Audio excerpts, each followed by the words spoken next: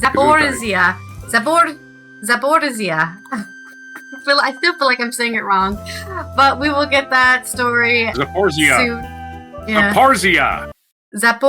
Well, that's how he was saying it in his.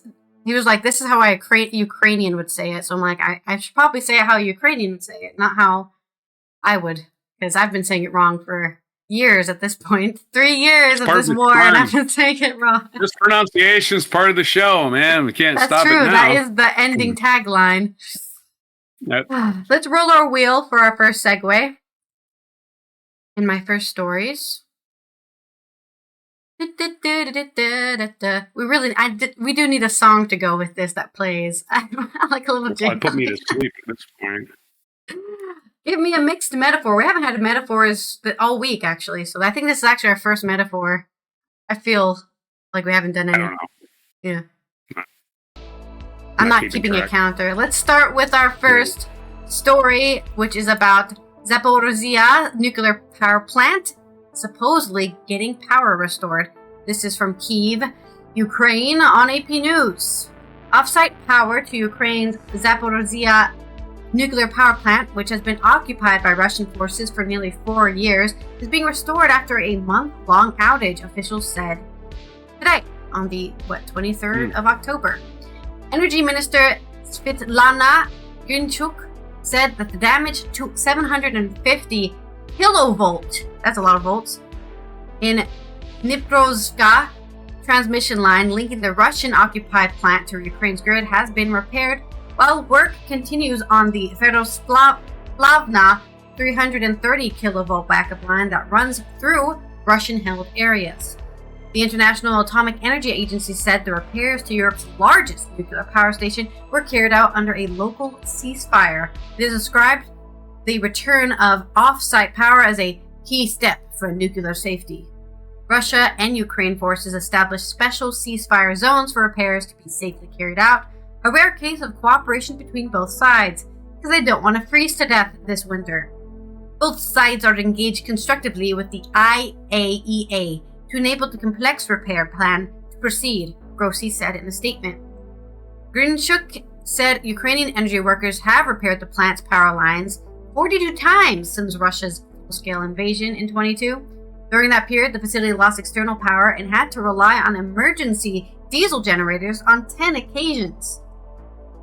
The Zaporizhzhia plant had been operating on diesel backup generation since September 23rd, so last month, or actually not last month, yeah.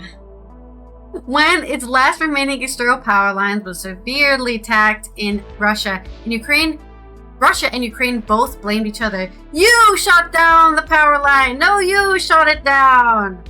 The plant is in an area under Russian control since early in Moscow's invasion of Ukraine. I mean, that was a very smart thing for them to do. Hey, did you say largest power station in Europe? We're going straight there. And is not in service, so it's not actually being used as the most reliable power to cool it. 6 shutdown reactors and spent fuel to avoid any catastrophic nuclear incidents. So they need to keep it running so it doesn't blow up, because we don't need another plant blowing up in Ukraine. They're never gonna let the rumors go down if another one blows. Yeah. Not another one. And of course, I'll do the Russians too. That's the funny part, right? It's like, oh, it blew up. Another Ukrainian plant blew up, and it was due to the Russians again.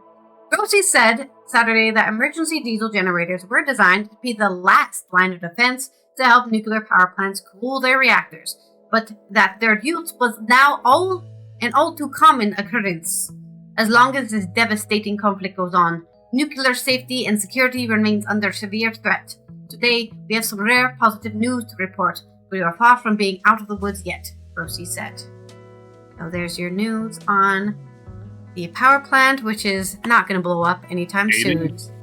If power plants are outdated. Yeah. Right? They're outdated, man. Everybody should be able to have their own power at their own house, just generated through natural processes. Forgetting all of that extra stuff. Yeah, I want to turn my shit into power, please. Methane. Right? Methane power. Right. So a metaphor for this is it's like this thing that you need, power plant is thing that you need, but you got to go through all these things to get it when it's actually pretty easy to get to. I can't think of a metaphor for that, though. I don't know. All the stuff, all the regulations and stuff you got to go through for something you can generate from your electric car, in other words, right? Yeah. You can turn your electric car into a power plant for most appliances. And there you are. Anyway, there you are. There's your Making metaphor. a mile out of a molehill. Or mountain out of a molehill. We're making. I'm weak on metaphor metaphors today. I blame it on lack of sleep. I wake up at 3:30 and can't go back to sleep. This is what happens.